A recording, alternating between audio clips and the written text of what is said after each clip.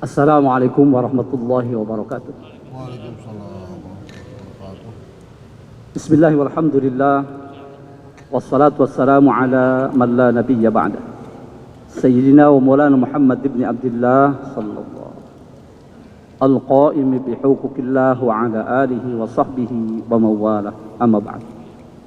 Puji dan syukur mari kita panjatkan kehadirat Allah Subhanahu wa ta'ala zat yang Maha Ghafur. Salawat berakaikan salam kita haturkan kehadiran baginda Nabi besar Muhammad sallallahu alaihi wasallam tasliman katsira. Ikhwatul iman yang dimuliakan Allah Subhanahu wa taala, tinggal 2 hari lagi kurang lebih jika Ramadan tahun ini diawali dengan hari Sabtu, berarti tinggal 2 hari dengan hari ini. Jika hari Ahad 3 hari lagi. Yang jelas sudah semakin dekat bulan yang sangat dirindukan oleh umat Nabi Muhammad, bulan yang sangat amat luar biasa, bulan yang penuh dengan hidangan dari Allah Subhanahu wa taala. Semoga kita semua, keluarga kita dan umumnya kaum muslimin muslimat disampaikan oleh Allah Subhanahu wa taala kepada bulan tersebut dan dapat melaksanakan ibadah dengan maksimal, dengan baik dan benar sesuai dengan tuntunan Rasulullah SAW, sehingga mendapat ridha dari Allah Subhanahu wa taala. Amin ya mujibas sa'ilin. Baik, beberapa pekan yang lalu sedikit saya sudah menyampaikan mengenai fadilah ataupun keutamaan berpuasa dalam Ramadan, juga melaksanakan ibadah pada bulan tersebut. Beberapa ayat dan hadis jika tidak keliru. Bahkan dari sisi sirahnya juga sudah sedikit disampaikan. Namun tidak ada salahnya saya ulas sedikit untuk kemudian kita lanjutkan kepada bab berikutnya ataupun permasalahan-permasalahan yang berkaitan dengan ibadah saum insyaallah. Yang pertama dari segi sejarah ataupun tarikh, bahwa ibadah puasa diwajibkan kepada umat ini pada tahun kedua bulan tahun Hijriah. Tahun kedua Hijriah. Jadi tahun pertama belum disyariatkan, tahun kedua Nabi tinggal di Madinah, turunlah ayat di mana Allah mewajibkan ibadah saum kepada Rasulullah dan segenap umatnya. Namun pada tahun yang sama, artinya tahun kedua, baru saja dipardukan oleh Allah, terjadilah apa yang terjadi, yaitu satu peristiwa yang sangat amat luar biasa, dan seyogianya kita kaum muslimin mengambil pelajaran hikmah dari peristiwa ini, yaitu perang Badar atau Ghazwatu Badar. Ada beberapa versi, diantaranya ada yang mengatakan tanggal 2 Ramadan, namun yang paling kuat insyaallah yang masyhur itu terjadi pada tanggal 17 Ramadan tahun kedua Hijriyah. Mengapa dikatakan peristiwa yang amat luar biasa dan sangat dahsyat? Karena memang selain jumlah pasukan tidak seimbang, juga Rasulullah beserta kaum muslimin tidak ada niatan untuk berperang pada saat itu. Namun ketika tiba di kawasan Badar yang jaraknya dari Madinah kurang lebih 85-90 km, beliau dapatkan di sana pasukan kaum musyrikin Mekah sudah siap siaga dan siap tempur. Mereka pasukan terlatih dan sudah terbiasa perang. Senjata lengkap di tangan, baik kavaleri maupun artileri, pasukan pejalan kaki maupun berkuda. Sementara kaum muslimin yang jumlahnya 313 alal qaulil mu'tamad insyaallah, karena ada ikhtilaf, ada yang mengatakan 319, 314, namun yang masyhur 313. Mereka radhiyallahu anhum ajma'in datang dari Madinah ke kawasan Badar itu dengan mengendarai onta. Satu ontanya ada yang 3 orang ditunggangi oleh 3 sahabat, ada yang ditunggangi oleh 2 sahabat. Satu riwayat mencatat justru yang berkuda hanya 1 orang, Miqdad bin Al-Aswad radhiyallahu anhu. Dan kemudian beliaulah yang dijuluki kesatria berkuda pertama dalam Islam, wallahu a'lam. Walaupun ada riwayat yang lain, ada 2 pasukan berkudanya. Singkat kisah, tibalah Nabi di sana. Tentu saja manusiawi, para sahabat terkejut bukan main, karena tidak sesuai prediksi. Yang mereka hadapi pasukan tempur yang sudah terkenal, sementara mereka tidak bersenjata. Ada sebagian ahli sejarah mencatat bahwa yang bersenjata, yang bawa pedang itu hanya 8 orang, itu pun yang tajam 2. Bisa dibayangkan? Yang tajam hanya 2. Nah, sehingga Nabi SAW melihat situasi seperti ini, maka beliau doanya luar biasa. Singkat padat. Singkat padat. Apa doanya? Allahumma intuhlik hadhihi isabatan lan tu'bad. Allahumma ya Allah, intuhlik hadhihi isabat. Jika engkau binasakan pasukan kami yang sedikit ini, jika engkau habiskan, engkau kalahkan pasukan kami yang sedikit ini, lan tu'bada. Nah, sering kami sampaikan lan harf nafin wa nasb istiqbalin, mengandung arti lan tu'bada, sama sekali engkau tidak akan pernah disembah lagi di muka bumi ini. Artinya nggak bakalan ada lagi yang menyembah engkau wahai Allah.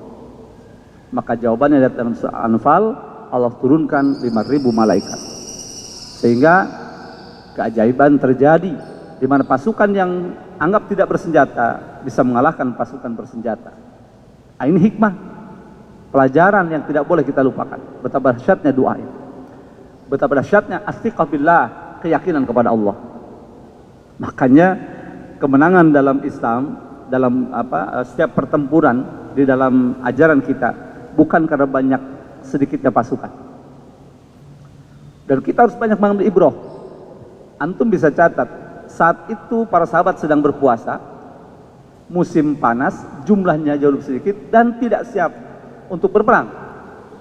Terbukti mereka menunggangi onta, 1 onta oleh 3 sahabat atau 2 sahabat, tidak bersenjata pula dan belum terlatih, karena Rasulullah bersama baru 1 tahun.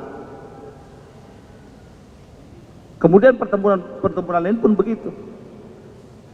Jarang di awal-awal yang jumlah pasukan kaum muslimin jauh lebih besar. Pernah terjadi, yaitu perang Hunain, yaitu perang di Taif. Kaum muslimin saat itu sudah banyak. Begitu banyak, ada ujub, pede abis gitu lah.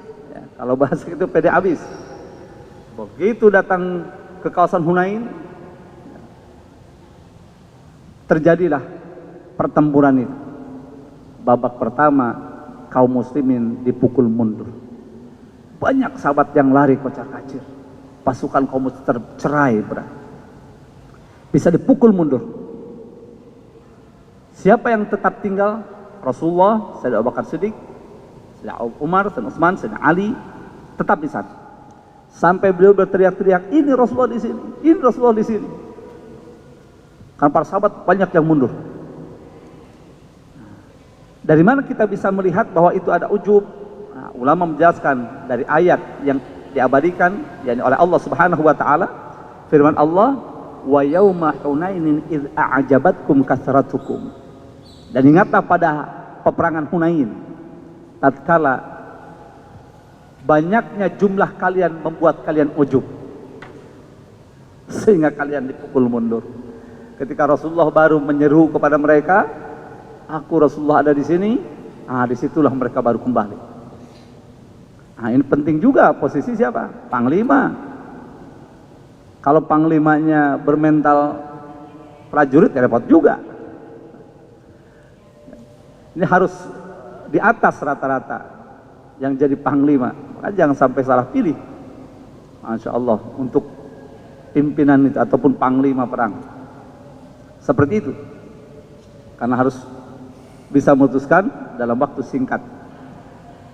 Dan juga bisa menguasai situasi kondisi. Ini panjang juga kisahnya. Akhirnya mereka kembali dan alhamdulillah dengan izin Allah pada akhirnya mereka dikalahkan. Nah, ini pelajaran juga untuk kita. Kembali pada peristiwa perang Badar yang terjadi tanggal 17 Ramadan tahun kedua Hijriah. Awal mula diwajibkan Ramadan, puasa, umat Islam sudah diuji oleh Allah, langsung diuji. Dengan cara apa? Dipertemukan dengan kaum musyrikin Mekah. Ini apa? Test case ya. Karena suatu saat nanti Mekah akan di take over oleh kaum muslimin. Maksudnya akan di futuh, dibebaskan. Nah, terjadilah apa yang terjadi. Nah, dengan doanya Nabi, Allah respon, turunkan 5.000 malaikat. Sehingga terjadi keajaiban, kaum musyrikin terbunuh kurang lebih 70 personel. Salah satunya Abu Jahal, aduullah. Salah satu gembongnya mati terbunuh. Dan yang unik lagi, 70 tertangkap tangan ataupun tertawan. Jadi 70 mati, 70 tertangkap. Yang menangkap tidak bersenjata, yang ditangkap bersenjata lengkap. Ini satu keajaiban. Jadi untuk motivasi sugesti kita. Di setiap pertempuran kedua terjadi tahun ketiga. Ini bukan Ramadan, Syawal tanggal 6 hari Sabtu.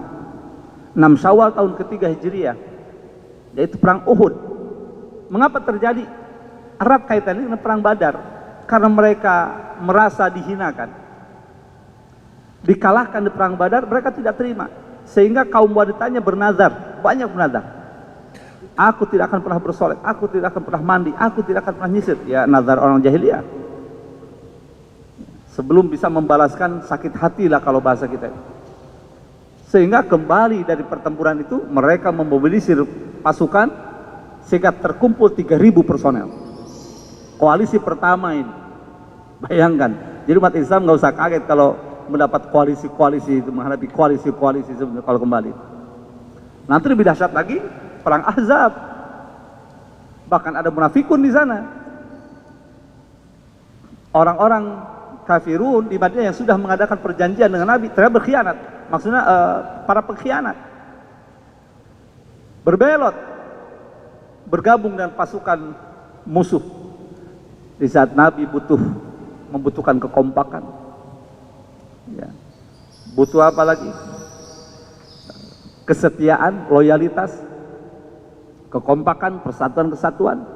Tiba-tiba di internal saja ada masalah. Dan mereka memang bukan dari kalangan kaum muslimin. Dan ini juga ada hikmah dari Allah Subhanahu wa Ta'ala. Sehingga bisa dibedakan mana nih yang betul-betul loyal, mana yang tidak. Perang Ahzab lebih menyeramkan. Mereka koalisi dengan berbagai, itu negara-negara tetangga lah kalau sekarang itu. Lebih besar lagi, sampai 11.000 dalam satu versi riwayat. 10 sampai 12.000, 10 sampai 11.000 pasukan. Sementara kaum muslimin hanya 3.000. Itu perang Ahzab. Koalisi kedua itu. Nah, yang pertama ini di perang Badar, 3.000 pasukan. Langsung tahun berikutnya. Kalau tadi Ramadan tahun kedua, 17 Ramadan tahun kedua, perang Badar, maka tahun berikutnya, tahun ketiga, mereka langsung datang lagi ke Madinah. Ini bukan lagi di Badar, bukan lagi di luar Madinah, mereka real datang ke Madinah ini untuk membalas dendam mereka. Dan terbukti ketika kaum muslimin terpukul ya pada babak kedua, banyak kaum muslimin yang gugur menjadi syuhada. Di antaranya paman Nabi Sayyidina Hamzah, sepupu Nabi Sayyidina Abdullah bin Jahsh, dai pertama yang Rasulullah utus, Mus'ab bin Umair yang wajahnya sangat mirip dengan Nabi. Mereka tidak ada yang utuh tubuhnya. Hidungnya dikupas, telinganya dipotong. Bahkan lebih mengerikan, mengenaskan lagi, Sayyidina Hamzah dibedah perutnya, dikeluarkan jantungnya. Mengapa demikian? Sahabat yang terbunuh pada saat tidak ada yang utuh. Memang ada yang mirip landak karena sudah tidak dikenali, penuh dengan panas semua. Sangat sadis karena kedatangan mereka untuk membalas sakit hati, dendam akibat kekalahan di perang Badar. Sayyidina Hamzah hidungnya dikupas, ada telinganya dipakai kalung oleh mereka, dipakai ini. Allahu musta'an.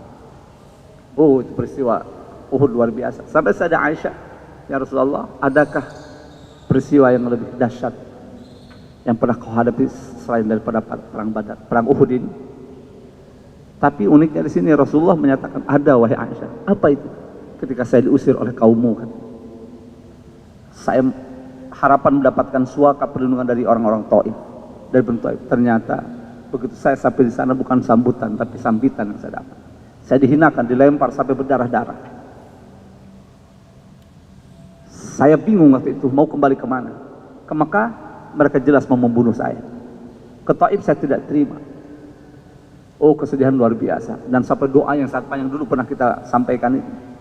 Sampai curhatnya Nabi, Allahumma ashku ilaika bathi, Allahumma ashku du'fa quwwati. Ya Allah, saya curhat, saya adukan kepada Engkau tentang kelemahan aku, ya Allah. Sampai begitu.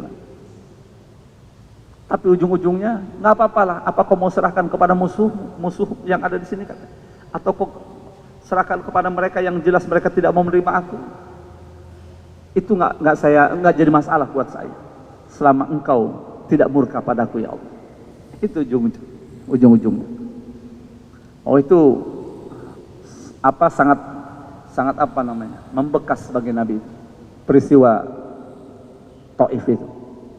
Nah, ini pun sama, 3.000 pasukan kaum musyrikin datang ke Madinah untuk menyerbu kaum muslimin, sementara kaum muslimin hanya berjumlah 1.000 awalnya. Waktu meeting nih, ya, Nabi menginformasikan berdasarkan laporan dari informan atau intelijen begitu sekarang. Nih, kaum musyrikin sedang memobilisir pasukan. Tanggal sekian mereka mau bergerak. Diperkirakan tanggal sekian datang. Jumlah pasukan mereka 3.000 personel. Kemudian didata siapa yang siap jihad. Oh, siap. Berjumlah 1.000 orang. 1.000 orang. Berarti kan sangat tidak imbang. 3.000 PS 1.000. Last minute, antum bisa bayangkan, tanggal 6 bulan Syawal, hari Sabtu, sebelum subuh, mereka kan bergerak nih dari kawasan Masjid Nabawi sekarang. Jadi Madinah saat itu masih kawasan Masjid Nabawi sekarang. Uhud belum masuk kawasan Madinah waktu itu. Kuba belum masuk. Sekarang sudah, karena Nabi di akhir ini menyatakan bahwa Madinah, tanah haram Madinah itu dari Jabal Air sampai ditunjukin batas-batas yang sekarang kita ada had atau hudud, batas kota haram Madinah. Nah, bergeraklah dari Madinah atau kawasan Masjid Nabawi menuju ke Uhud yang jaraknya kurang lebih 4 km. Itu pun musyawarah dulu. Nabi mengusulkan bagaimana kita hadapi ini juga contoh pimpinan luar biasa. Tidak mentang-mentang gua Nabi, gua Rasul, gua pimpinan, panglima, pokoknya lu pada ikut aja dah. Enggak. Tapi Nabi ngajak musyawarah. Nah, kata Nabi, ini pasukan mau menyerang kurang lebih seperti ini. Menurut pendapat saya kita hadapi di dalam kota aja. Kalau istilah sekarang perang kota. Kemarin Ukraina mengadakan perang kota, pakai keok juga kan. Ya, kita hadapi dengan perang kota saja. Biarkan mereka masuk agar kaum wanita bisa ikut juga membantu. Lalu tiba-tiba ada sahabat yang usul, ya Rasulullah, apakah yang kau sampaikan itu murni pendapatmu atau wahyu dari Allah? Apa jawabnya? Ini murni pendapat saya. Ini murni pendapat saya, bukan wahyu dari Allah. Lah kata sahabat, kalau ini murni pendapat engkau, boleh saya usul? Oh, silakan. Menurut hemat saya, bagaimana kalau kita hadapi di luar Madinah saja, untuk meminimalisir kerusakan kota kampung kita ini, kota kita. Rumah-rumah tetap terjaga, ini pokoknya diajukan. Dan di sana ada tempat yang sangat strategis. Ada Gunung Uhud, ada Bukit Ainain, Bukit Dua Mata. Ini sebelum disebut Jabal Rumat, Bukit para pemanah, itu namanya Bukit Dua Mata. Nah, disebut Bukit para pemanah itu pasca perang Uhud, karena Rasulullah menempatkan 50 sniper, ya, pemanah jitu di situ. Namun akibat kesalahan beliau-beliau inilah, sehingga terjadilah apa yang terjadi. Namun sudah dimaafkan oleh Allah. Dan itu menjadi 3 faktor penyebab kekalahan perang Uhud, dan berlaku sampai kapanpun, kata sebagian ahli sejarah, umat Islam tidak akan pernah jaya, atau jika ingin kembali jaya, maka berkacalah pada perang Uhud. 3 faktor penyebab kekalahan jangan sampai terjadi. Jika itu yang terjadi, jangan harap kecuali illa Allah turunkan rahmat pada umat ini. Nah, last minute yang ingin saya sampaikan, awalnya 1000. Diterima usulan itu oleh Rasulullah. Bergeraklah ke mana? Ke Uhud. Menjelang subuh. Menjelang subuh sudah siap-siap. Nabi sudah mengatur strategi begini sudah diatur. Menjelang subuh di lapangan medan tempur nih, kaum musyrikin di sana, kaum muslimin di sini. Tiba-tiba nih, pagi-pagi buta sebelum subuh menjelang subuh 300 dari pasukan kaum muslimin mengundurkan diri. Mundur kembali ke rumah masing-masing dengan alasan yang dibuat-buat. Ternyata ada provokatornya, ada gengnya. Kemudian Allah memberitahukan kepada Nabi bahwa mereka itu orang munafik. Dan Allah nas dalam Al-Quran, innal munafiqina fit darkil asfali minan nar. Sesungguhnya orang-orang munafik itu, ya bukan hanya itu, orang munafik semua, waliyadzubillah, kelak akan ditempatkan di keraknya api neraka. Siapa gengnya? Abdullah bin Ubay bin Salul. Bayangkan dari 1000 berubah tinggal 700 orang. Tapi bahasa yang enak, jangan tinggal, masih ada 700. Karena dari segi psikologis beda loh ya. Ini untuk penting juga nih bagi para panglima, para komandan ini. Jangan sampai, wah pasukan kita tinggal 700. Itu bisa melemahkan mental pasukan. Ini tipe pemimpin yang nggak pas. Orang yang ngerti psikologi begitu. Ya tinggal ngetes aja. Kalau kita ngetes anak santri atau siapa, coba ambilkan air itu. Lihat, masih ada nggak air nggak? Nah, kalau jawabannya tinggal setengah lagi, ini mentalnya kurang bagus sih. Dia pesimistis orang. Tapi kalau masih ada setengah lagi, Pak, atau masih ada setengah lagi ya, masih ada setengah lagi. Ini bagus, ambil. Ini bagus. Optimistis orang. Sama. Bukan tinggal 700, tapi masih ada 700. Kalimat singkat tapi maknanya luar biasa. Ini makna luar biasa. Makanya orang kalau pemimpin itu dari kalimat santri, dari kalimat anak buahnya, dari kalimat itu dipahami. Ini layak jadi pemimpin. Ini layak jadi ini. Itu dari karakternya, dari sikapnya bisa kelihatan. Makanya ada juga kan, orang cukup aja sudah pegang sapu. Loyal nggak disama, cukup pegang sapu aja. Ada orang suruh berjalan sekian langkah. Ini layak nggak jadi ini? Nah itu. Nah itulah apa namanya. Jadi banyak hikmah di sini. Luar biasa. Tapi sekalipun tinggal 700, Rasulullah masih ada 700. Tetap dihadapi. Dan benar babak pertama, karena komit mereka mengikuti apa yang dituliskan Nabi, mereka terpukul mundur.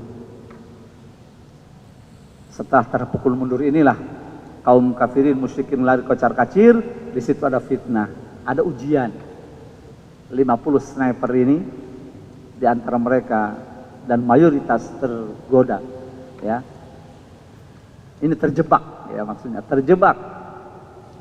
Karena ada yang mengatakan mereka sudah lari, ayo kita ambil itu harta rampasan perangnya. Ini ada dua versi juga. Sebagian ahli sejarah mengatakan itu memang taktiknya taktiknya Khalid, karena Khalid bin Walid jadi panglimanya musyrikin Mekah pada saat itu belum masuk Islam. Sehingga harta benda diletakkan di sana untuk menjebak. Terbukti apa? Karena setelah bergerak sekian mil dengan kuda, ya, yang jelas masih jarak pandang masih jelas gitu.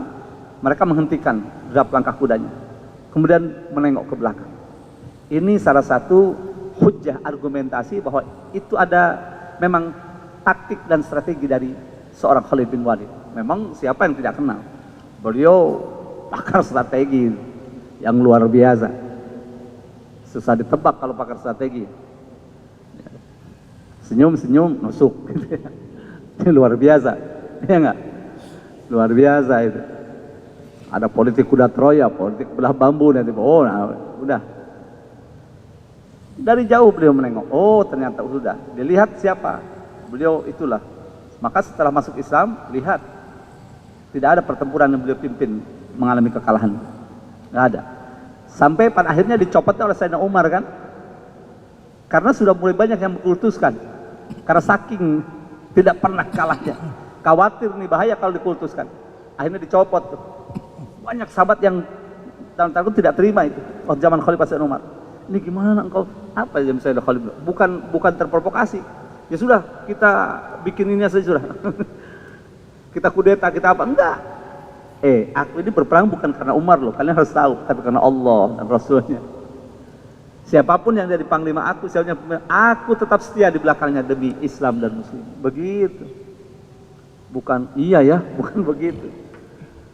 Padahal Sayyidina Umar karena khawatir, emang nggak terkalahkan, sudah jadi buah bibir, dilulukan beliau. Nah waktu itu begitu. Maka benar, begitu lihat, oh 50 sudah tinggal 6 orang lagi. Mengapa terjadi di sana? Ini penting pelajaran untuk kita. 3 faktor penyebekalan harus selalu saya ulang dan kita selalu ingat. Ya. Yang pertama ada mutu'atur Rasul. Rasulullah berwasiat sebelum terjadi peperangan. Apapun yang terjadi baik kalah maupun menang, kalian tidak boleh meninggalkan posko kalian. Ternyata apa yang terjadi? Nah di sini mereka terjadi tanazu, perbedaan paham nih, perbedaan pendapat. Sebagian mengatakan ayo kita turun, musuh sudah lari. Jadi lihat lahiriah nih, mengambil lahiriah. Sudah lari, itu harta perang. Banyak, ayo kita ikut berebut dengan mereka, dengan teman-teman kita. Kata yang lain, jangan. Ingat pesan Nabi, wasiat Nabi. Apapun yang terjadi, bahkan sampai titik darah penghabisan, kita tidak boleh meninggalkan tempat itu. Tapi mereka sudah kalah, mereka sudah lari, ayo. Nah, yang lain terprovokasi itu. Akhirnya ini tinggal sedikit yang bertahan, hanya 6 orang saja dalam satu. 44 orang turun ke bawah. Khalid dari jauh melihat sudah kosong. Ini yang paling berbahaya, karena mereka tidak sanggup menembus, menggempur pasukan kaum muslimin yang jauh lebih sedikit, karena bidikan para sniper itu, pemanah jitu yang luar biasa. Di antara siapa? Sa'ad bin Abi Waqqas. Oh itu sudah luar biasa, karena dapat doa dari Nabi. Beliau kalau sudah melepaskan anak panahnya, tercatat dalam riwayat sahih, tidak pernah meleset. Asli sniper jitu, karena doa dari Nabi. Allahumma saddid ramyahu, doa Nabi. Makanya beliau setiap mengangkat pasti kena, pasti itu kena. Luar biasa. Nah inilah kejadian sangat-sangat amat memilukan. Khalid membawa mutar masukannya. Ini ada 2 versi. Sebagian mengatakan ke belakang balik gunung Uhud yang jaraknya 7 km, tingginya 1050 meter. Mereka memutar arah ke sana, kemudian muncul dari belakang. Tapi guru kami mengatakan ketika saya diajak itu, ditunjukin tempat-tempat yang muktamad bukan ke belakang gunung Uhud, karena durasinya ini panjang. Mereka muter dari balik lembah ini. Jadi dari Bukit Ainain ada lembah di bawah ke sana. Muter, kemudian mereka muncul dari arah belakang. Jadi kira mereka menghilang itu, kabur kembali ke Mekah, ternyata diam-diam mereka muter balik ke arah belakang. Kaum muslimin sedang hiruk pikuk mengambil berebut harta rampasan perang, ghanimah. Pedang sudah dimasukin ke sarungnya, panah sudah dimasukin, dalam kondisi tidak siap, serang dari belakang. Terjadilah apa yang terjadi. 70 di antara sahabat terbaik Nabi, 70 di antara murid terbaik Nabi gugur menjadi syuhada pada saat itu. Ini juga kaitannya dengan perang Badar. Kemudian apalagi peristiwa yang terjadi bulan Ramadan untuk penyemangat kita, supaya kita tidak menganggap bahwa bulan Ramadan ini bulan bermalas-malas, bulan bercapek-capek. Dulu para sahabat Nabi, yaitu yang terjadi. Musim panas terik, bahkan dalam kondisi tidak siap perang, ketika itu dibutuhkan, oh siap, dihadapi itu. Nah, apalagi yang terjadi? Futuh Mekah tanggal 10 bulan Ramadan tahun 8 Hijriah. Itu terjadi bulan Ramadan, 10 Ramadan, pembebasan kota Mekah. Andai waktu terjadi pertempuran, dahsyat sekali. Tapi mereka tidak berani, karena kaum muslimin sudah pasukannya jauh lebih kuat, lebih banyak. Begitu datang ke sana, mereka nggak berani itu. Nah, perlawanan-perlawanan kecil tidak berarti lah. Tapi begitu masuk Nabi ke sana, menancapkan bendera itu yang sekarang ada Ar-Rayah, apa Masjid Ar-Rayah namanya. Itu masjid kucing itu sebenarnya Masjid Ar-Rayah dalam sejarah, masjid bendera. Kan dulu Nabi dan para sahabat menancapkan bendera di situ. Masjid Ar-Rayah namanya. Dengan mengenakan apa? Wa ala ra'sihi imamatun sauda. Nabi mengenakan imamah hitam, serban hitam di atas kepala. Masuk ke sana, tapi Nabi tidak tolak pinggang. Mereka yang ketakutan ditenangkan, mereka yang cemas diademkan. Apa kata Nabi? Siapa yang masuk ke rumah Abi Sufyan? Ini padahal belum bisa dirangkul, diambil hatinya. Ini mudarohnya Nabi. Dia aman. Siapa yang masuk ini aman. Siapa yang masuk ini? Maka akhirnya apa? Persis seperti yang termaktub surat An-Nasr, yadkhuluna fi dinillahi afwaja. Mereka masuk memeluk Islam dengan berbondong-bondong. Dengan apa? Dengan akhlaknya Nabi. Oh, kalau Nabi masuk dengan dendam, beda lagi ceritanya. Mana yang dulu musir gua? Habis tuh. Tangkep ini si Fulan nih. Ini nih dedengkotnya nih. Bantai habis. Nggak ada. Nggak ada. Di luar dugaan. Orang-orang muslimin kan karakternya begitu. Buktinya ketika kalah perang Badar, mereka akhirnya menggempur, yaitu terjadi perang Uhud. Apa yang terjadi? Sampai dibedah perutnya, kemudian dipotongin kupingnya, kemudian hidungnya, tangannya apa? Sudahlah pokoknya. Dicincang itulah. Ada yang pokoknya mengerikan, mengenaskan. Tapi kaum muslimin tidak. Kalau mengingat itu, dulu kalian pernah mencincang pamanku misalnya. Pamanku yang luar biasa, selama itu membela aku. Kalian potong hidungnya, kalian potong telinganya, kalian bedah perutnya. Mana yang terlibat? Data dia. Enggak ada. Makanya umat Islam hebatnya di situ. Sehingga masuk Islamnya mereka berbondong-bondong dengan keinginan sendiri, ketulusan hati sendiri. Tidak ada dendam sama sekali. Nah, makanya akhirnya Mekah jatuh. Lalu kemudian setelah itu penyerahan kota Taif. Setelah lama ini alot gitu, akhirnya Ramadan juga diserahkan. Ya. Bulan Ramadan tahun ke-9. Kemudian juga Ramadan tahun ke-9 terjadi beberapa kali perang Tabuk. Bayangkan, beberapa kali perang Tabuk di bulan Ramadan. Kalau beberapa kali tidak satu kali. Di tahun ke-9 Hijriah. Nah, kemudian yang luar biasa, belum sampai 100 tahun dari wafatnya Nabi, persis 28 bulan Ramadan tahun 92 Hijriah, pembebasan Andalusia, Spanyol sekarang. Sampai saat ini ada satu gunung yang dikenal dengan Gibraltar, maksudnya Jabal Tariq, sebetulnya Tariq bin Ziyad. Orang sana mengatakan Gibraltar, saksi bisu. Dibebaskan dan menjadi negeri muslim yang luar biasa, pusat peradaban Islam 7 abad lamanya. Namun karena kelemahan, kelengahan umat Islam, dihabisi sampai sekarang belum ada tanda-tanda kebangkitan lagi. Bayangkan 7 abad menelurkan sekali ulama-ulama, sekali Al-Imam Al-Qurtubi yang menyusun kitab tafsir 10 jilid Al-Jami' Ahkamul Quran. Masya Allah, gramatika Arab, Nahu Sorob itu luar biasa. Alfiyah Ibnu Malik, Imam Ibnu Malik Al-Andalusi. Ibnu Rushd, Sahibu Bidayatul Mujtahid, 2 jilid itu luar biasa.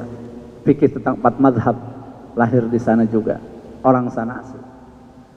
Bapak kedokteran pertama Ibnu Sina, yang di barat dikenal Abyssinia, juga kelahiran sana. Ibnu Hazm, Sahibul Muhalla, penyusun kitab Muhalla, juga dari sana. Dan banyak-banyak ulama yang lainnya. Setelah 7 abad, alih-alih menelurkan ulama, masjid-masjid besar pun berubah fungsi, berubah segalanya. Ini sangat-sangat memilukan. Juga pelajaran untuk kita. Dibebaskannya dulu 2 hari sebelum Idul Fitri atau 1 hari sebelum hari Id. di saat orang-orang Indonesia umumnya sibuk di mall, sibuk pasar, sibuk mudik. Ya, dulu sibuk apa? Melaksanakan jihad fisabilillah. Masya Allah. Kemudian juga kami ingatkan peristiwa yang terjadi bulan Ramadan ketika kaum muslimin ditaklukkan oleh pasukan Mongolia, pasukan Tartar, sehingga menurut prediksi para ahli tidak mungkin bisa kembali. Tapi Allah utus seorang Saiful Quds dengan panglima perangnya Baibars. Mereka meneliti apa kelebihan mereka. Kok Baghdad bisa jatuh dalam tempo yang singkat? Sampai para ahli sejarah mengatakan darah di Baghdad saat itu sampai ini mubalagh saking dahsyat sampai mata kaki mereka, sampai betis mereka. Itu saking apanya? Karena darah luar biasa. Kaum muslimin dibabat habis sampai puluhan ribu dalam sehari. Seakan tidak ada perlawanan itu.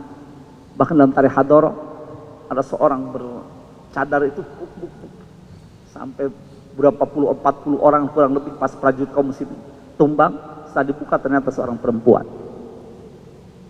Terlatih sekali mereka. Maka syok kaum muslimin, sehingga dalam Al-Bidayah wa Nihayah, jika ada 17 orang Islam pemuda kekar itu, orang laki-laki yang sedang kumpul, adalah satu orang Tartar. Dia bilang ada Tartar, itu bubar lari semua karena mental. Ini pelajaran juga bagi kita, mental tidak boleh kalah karena mental kaitan dengan nyali. Allah, dan terjadi di mana-mana kalau mental sudah down, sudah. Nah, terjadi dulu pada perang Tartar.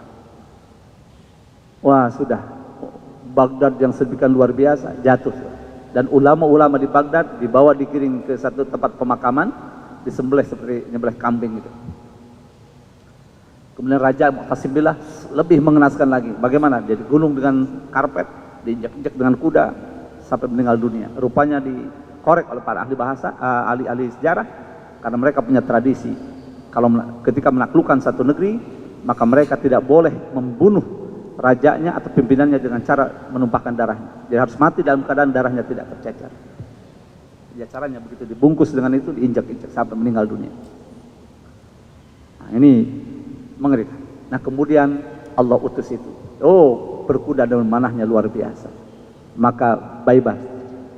Ini siapa yang dalam waktu singkat bisa begini? Kalau pemuda-pemuda biasa mungkin masih orang tuanya ini segala macam. Maka dibelilah, dicarilah budak-budak hamba sahaya. 3.000 dikumpulkan di base camp, di barak itu sudah. Buat camp di sana, dilatih berkuda, memanah, berkuda siang malam, terus. Selama sekian bulan dalam waktu singkat, mereka sudah ahli dalam Furusiyah. Furusiyah itu kalau dalam istilah yang umum, itu semua olahraga sunnah masuk Furusiyah. Jadi menunggang kudanya, memanahnya, kemudian berenangnya itu Furusiyah maksudnya. Jago semua. Nah, ini dijadikan pasukan inti, jadi Kopassusnya. Setelah tiba saatnya, Syekh Izzuddin bin Salam menyerukan jihad karena sudah siap. Ulama-ulama di luar Mesir itu menyambut dari Damaskus, dari Syam, dari timur, pokoknya menyambut dari mana-mana. Bergeraklah mereka, walaupun pasukan tidak seimbang. Mereka tetap selain terlatih, Tartar itu lebih banyak, tapi modal iman kepada Allah ini yang paling athiqah billah, kalau keyakinan kepada Allah. Bergeraklah. Sampailah di Ain Jalut, satu lembah di kawasan Syam yang bernama Ain Jalut, dengan teknik taktik yang ini oleh Baibars luar biasa. Nah, berhadapanlah mereka, kemudian mereka menggempur kaum muslimin, mereka lari kaum muslimin tunggang langgang dalam tanda kutip, mundur ke belakang. Rupanya mereka ditarik ke lembah itu. Setelah masuk ke lembah, baru disikat habis. Tidak ada, dalam satu versi riwayat, tidak ada satu Tartar pun yang kembali selamat. Mati semua yang masuk ke lembah itu. Sampai Hulagu Khan pimpinannya stres berat. Akhirnya kawasan-kawasan Islam, Baghdad salah satunya, kembali lagi ke tangan Islam. Dan itu terjadi pada tanggal 15 Ramadan tahun 658 Hijriah. Ramadan juga rupanya. Termasuk kemerdekaan Republik Indonesia tanggal 9 Ramadan 1945 diproklamirkan Jakarta, jelas itu bulan Ramadan. Maka benarlah ulama-ulama kita, Ramadan bulan kemenangan, bulan kejayaan. Mengingatkan kita tidak boleh lupa secara rohani, ya. Nah, filosofisnya seringlah kami juga sampaikan, guru-guru yang lain insya Allah sampaikan. Ibarat kita dikepompongkan, ini harus ada perubahan setelah Syawal itu nanti. Setelah selesai Ramadan, ibarat ulat dikepompongkan, karakter ulat berbeda kan. Begitu selesai jadi kupu-kupu, berkaki, bersayap dan punya detektor. Nah, Masya Allah. Dan hinggapnya pun tempat-tempat yang indah. Beda dengan ulat, udah lelet, menjijikan, gitu. Karena buat gatal orang, karena pohon juga merusak. Beda dengan kupu-kupu. Artinya semua kaum muslimin itu setelah Ramadan, setelah di Ramadan kan, itu harus ada perubahan yang signifikan. Nah itulah ikhwah, sedikit dari sisi sirah, karena materi saya di sini tentang sirah, ini mengingat-ingat kembali supaya kita lebih mantap. Mungkin ada guru kita yang baca fikih, tapi ini sedikit saya menyampaikan, ini juga untuk lebih mantap lagi. Jadi hati-hati ya mengenai pembatalan dan sebagainya. Insya Allah nanti ada yang memegang materi itu. Namun satu hal yang saya ingatkan, jangan terjebak. Awas jika ada paham membolehkan adzan subuh masih boleh sahur, makan dan minum alias sahur, jelas itu tidak benar. Ya, tidak boleh.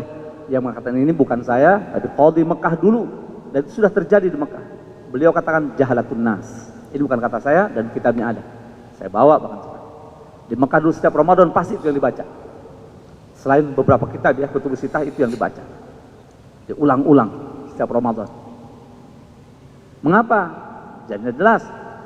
Sambil disampaikan, mereka rupanya berpegang dengan satu hadis ya riwayat Abu Daud. Sahih hadisnya memang. Idza sami'adukum an-nida, apabila salah seorang kalian mendengar azan. An-nida di sini azan. Wal inau ala yadihi, sementara cawan ataupun wadah makanan, maksud sini makanan minuman ketika sahur masih ada dalam genggaman tangannya, fala yadauhu, maka jangan ia letakkan hatta yakti hajatahu minhu, sehingga ia selesaikan aktivitas sahurnya terlebih dahulu. Nah, ini sekilas ini jelas sahih Abu Daud ini. Tapi coba lihat Bukhari Muslim. Apa kata sabda Nabi dalam Bukhari Muslim, diriwayatkan oleh Bukhari Muslim? Inna Bilalan, ini yang mengklirkan sebetulnya. Mestinya setelah ini disampaikan, baca harus sudah clear and clear. Qala inna Bilalan yunadi bilailin fakulu washrabu hatta yunadiya ibnu ummi maktum.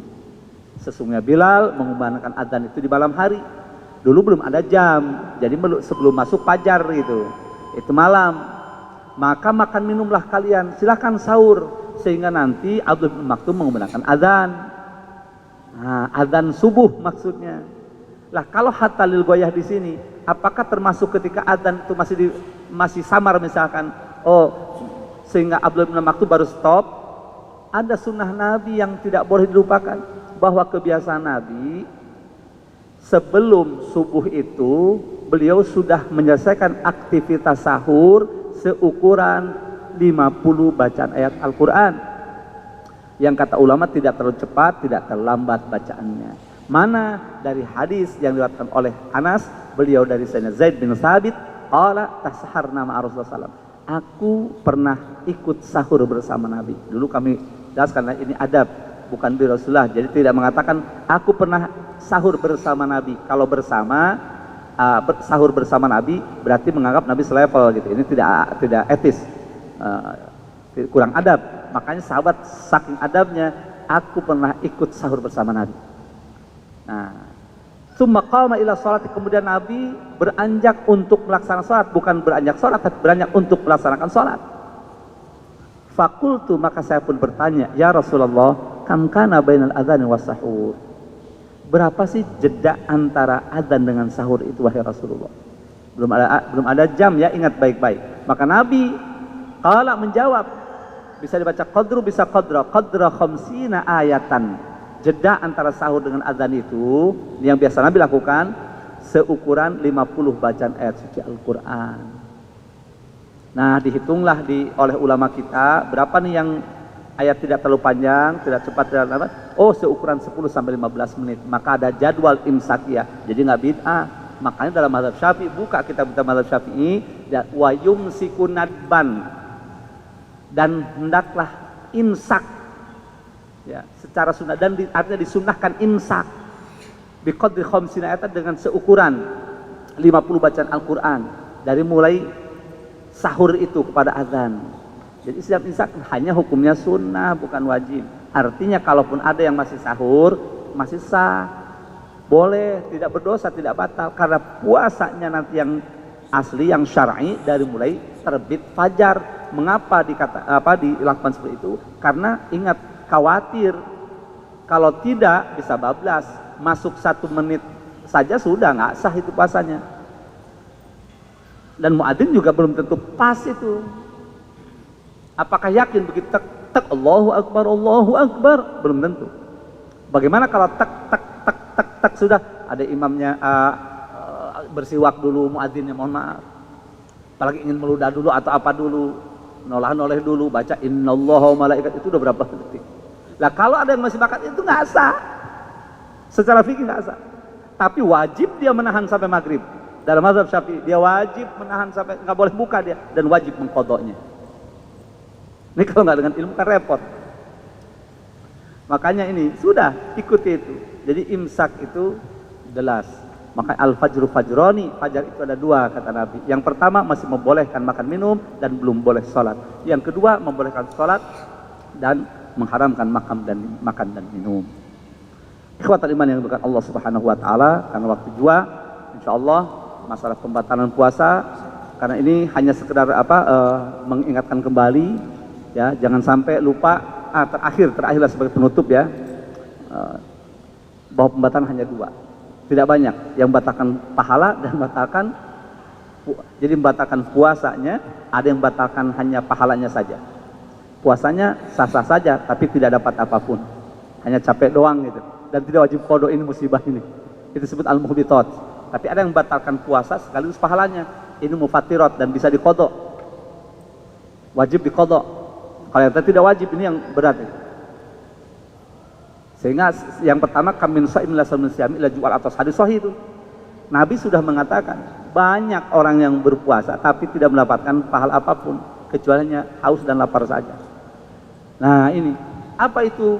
Ulama ada dalam riwayat itu, ada khamsun yuftirna as-shaim, ada 5 perkara yang membatalkan orang puasa, disusun oleh ulama. Apa saja? Al-ghibah, gosip, awas. Lah saya nggak gosip tapi nonton. Podoai kali itu. Hati-hati, dia ganti tanpa sadar. Mah misalnya, mas gitu. Tadi itu loh si Anwar. Hati-hati. Jadi sudah. Ini nasihat diri saya juga, kita semua nih. Karena itu membatalkan pahalanya. Nauzubillah min dzalik. Allah, mudah-mudahan Allah mengampuni kita semua. Saya menyampaikan ini bukan menjadi sudah merasa bersih, tidak. Tapi kita saling mengingatkan. Yang kedua, anamimah, provokator, ngadu domba, hati-hati nih. Ya, nanti hati-hati dalam share. Sekarang kan medsos, ya, pakai TikTok, pakai apa, hati-hati. Al-kadzib, bohong, nyebarin berita hoax. Awas. Hoax itu hati-hati. Kemudian al-qaulu an-nadhru lima yahillu lima yuhram aw lima yahillu bisyahwah. Melihat sesuatu yang diharamkan jelas. Sesuatu yang diharamkan ditonton, dilihat, itu sudah jelas. Nah, ini aw lima yahillu bisyahwah, atau melihat sesuatu yang halal tapi dengan birahi, ini masalah juga. Ya kan, lihat kambing, ayam lewat, kan halal aja. Tapi tiba-tiba kok dengan birahi, ini masalah gitu. Tembok, yang lebih parah lihat tembok. Kok lama-lama birahi, ini kan problem itu. Ya, makanya Quran lah sudah kita lihat ya. Insyaallah. Ini musibah itu. Kambing birahi gawat. Itu musibah kubro itu. Nah, Kambing birahi. iya. Ini segawat. Yang keenam, ada 6 itu yang keenam. Baru yang berapa tadi? 4 ya. Al-yaminul kadzibah, sumpah palsu. Sumpah palsu gitu. Nah, ini nauzubillah min dzalik. Nah, baru yang keenam, al-qaulu zur, omongan dusta, wal amalu bih. Nah, ini juga omongan kasar, hati-hati. Caci maki, sumpah serapah. Ya. Misalnya ngomong, wah nggak dijaga, disamain aja dengan hari biasa.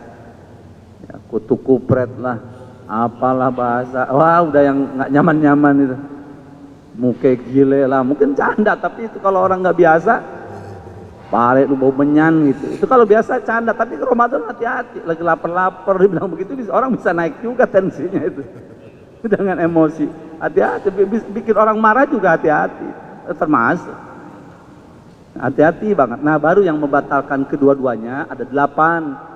Ini ulama menyimpulkan ini berdasarkan hadis-hadis, dicatat begitu. Jadi fikih itu sudah kita terima jadi itu.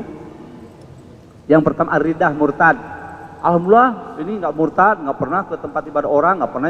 Ingat murtad terbagi 3, murtad qauli, murtad i'tiqadi, murtad fi'li.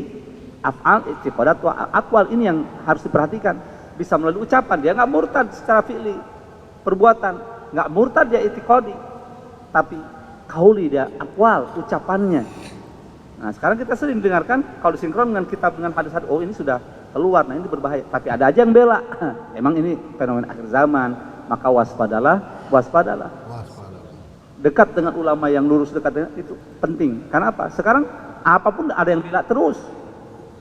Akhir zaman. Benar. Serius, hati-hati. Siriknya dibela. Nah, itu deh. Orang sirik dibela. Makanya itu musibah. Akhir zaman sih. Betul. Al-haid wa nifas wal udada. Menstruasi, kemudian nifas. Nah, apa nifas, apa haid harus paham betul tuh. Wiladah. Kalau haid itu kita, aku kan cowok loh, Anda kan punya istri, Anda punya adik laki-laki, perempuan, punya ibu, punya. Kalau bertanya gimana nanti?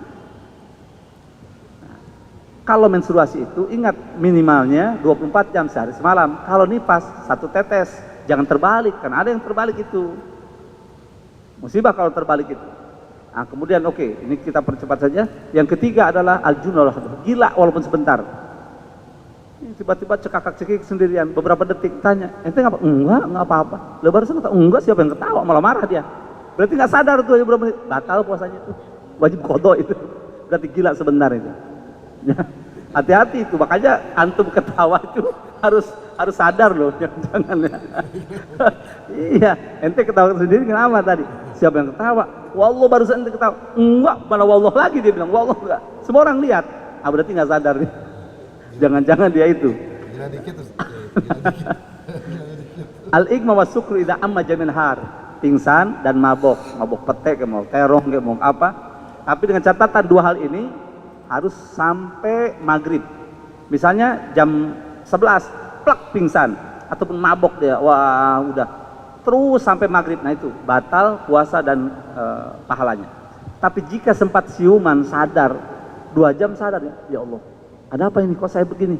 Anda pingsan tadi. Oh, ini plak pingsan lagi. Nggak minum apa-apa, pingsan lagi. Nah, itu masih sah puasanya. Itu fikih ya, luar biasa. Masih sah puasanya. Tinggal sholatnya dikodok nanti kalau zuhur lewat, asar lewat, kodok nanti. Muntah puasa batal nggak kayak muntah? Kalau muntah. Muntah tidak. Kalau muntah tanpa sengaja tidak batal. Ini bedakan. Misalnya sedang perjalanan, mabok perjalanan, wah aku muntah. Nggak batal sama sekali, hanya itu muntah sesuatu yang keluar dari itu najis semua. Jadi kalau kena baju cepat cuci, jangan dipakai sholat. Yang di mulut semua harus mubalaghah di ini, wak itu sebab keluar, jangan sampai terminum juga. Dibersihkan sebab itu najis, tapi tidak membatalkan puasa. Yang membatalkan itu nanti yang ke-8 al-istiqoah, menyengaja.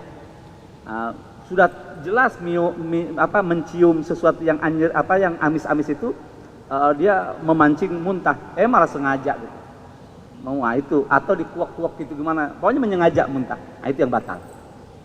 Jadi kemudian aljima, hubungan suami istri. Oh, ini parah. Tapi ini buat suami loh ya, istri nggak kena tuh.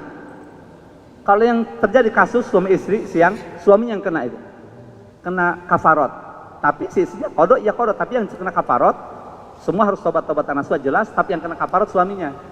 Pertama, membebaskan budak hamba sahaya.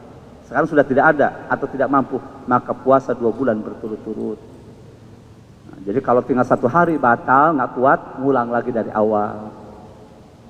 Nah, ngulang lagi dia malah bengek, ngulang lagi malah ambeien, ngulang lagi malah tipes. Nah, ini berarti sudah nggak apa, kalau begini parah kata dokter nggak bisa ini. Nah, baru yang pilihan ketiga, memberikan fidyah kepada 60 fakir miskin, 1 orang dan 1 mud. Jangan enak aja. Oh, ada tuh nauzubillah yang begitu. Oh, siang hari melakukan itu. Tahu apa? Bagi-bagi. Kenapa ini? Kasus. Ada. Astagfirullahaladzim. Kasus katanya Ramadan katanya. Kemarin jadi ini fidyah. Padahal nggak begitu. Harus itu dulu dilakukan. Kalau udah diulang berkali nggak kuat, sakit kata dokter, Anda kalau puasa bisa mati Anda. Kalau 2 bulan dulu Anda nggak kuat ini. Nah, baru itu. Kalau masih kuat-kuat ya lakukan itu. Makanya ketika Harun ar-Rasyid ada satu riwayat nanya ke mufti itu. Pokoknya di zaman raja itu tanya, saya kejadian ini siang-siang melakukan itu. Apa yang harus saya lakukan? Kata kodinya apa? Ini kodi muftinya di situ. Anda harus puasa 2 bulan berturut-turut. Ini kan ada anggota tuh, anggota majelis fatwa. Beres begitu sudah. Hanya itu katanya. Beres. Yang lain protes. Syekh, Imam, mengapa Anda fatwakan satu aja? Kan ada 3 pilihan itu. Pertama, bebaskan doa saya. Kalau nggak mampu, baru itu. Kalau nggak mampu, baru kan 3. Apa jawab beliau? Aku bicara dengan siapa dulu katanya. Kalau aku suruh bebaskan budak hamba saya, jangan cuma 1, 1000 orang dia sanggup. Duit dia punya. Kalau suruh 60 fakir miskin, satu mud, 1.000.000 fakir miskin, jangan 1 mud, 100 mud mampu raja. Makanya aku kasih 2 bulan biar ngapok. Gitu. Jadi ngasih hukum begitu dulu. Kalau sekarang, jangan tergantung yang lain lagi. Musibah itu. Oh kalau begini sih ada khilafiyah. Oh kalau begini kayaknya sih boleh. Kayaknya nanti bahaya juga itu.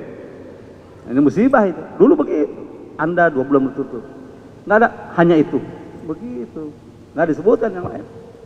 Artinya mentarbiyah itu. Supaya tidak menganggap remeh. Nanti kalau kata beliau, kalau itu dipatwakan seperti tadi, oh 60 aja pakai, nanti tahun depan bisa mengulang lagi. Kan jadi permainan nanti hukumnya. Nah itu. Kemudian, nah itu tadi al-istimna, masturbasi atau onan. Nah kemudian al-istiqa'ah, menyengaja muntah, dan yang terakhir usul ain maqad maftuh ilal jauh, masuknya sesuatu baik makanan minuman yang dari lubang yang ada pada tubuh nembus ke perut. Artinya kalau nggak nembus ke perut kayak suntikan tuh, kalau cuma di sekitar kulit atau nggak batal itu. Tapi kalau masuk ke sana seperti nutrisi kayak infus, itu membatalkan. Seperti itu patokannya begitulah.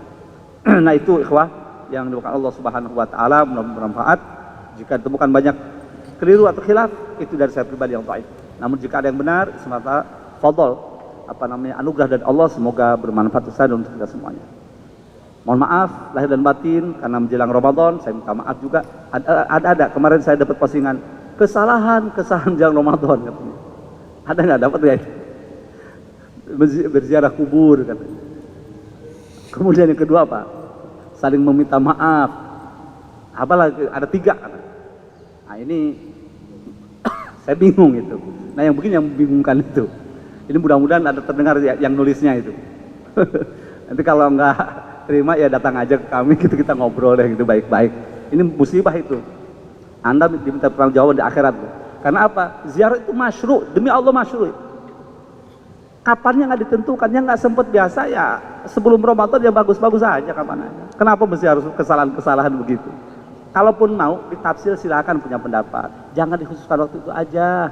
Harusnya setiap hari kapan aja, apalagi orang tua. Benar. Tapi kalau cuma begitu kan repot itu. Kesalahan katanya patah mujahat itu.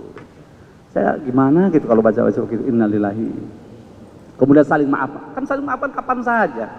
Ayat Qur'annya hadisnya jelas. Akhirnya itulah produknya. Salaman setelah sholat jadi bid'ah itu. Musibah itu. Ya, ini harus disampaikan juga. Biar kita akhir zaman ya itulah. Ya, mohon maaf atas kekeliruan. Assalamualaikum warahmatullahi wabarakatuh.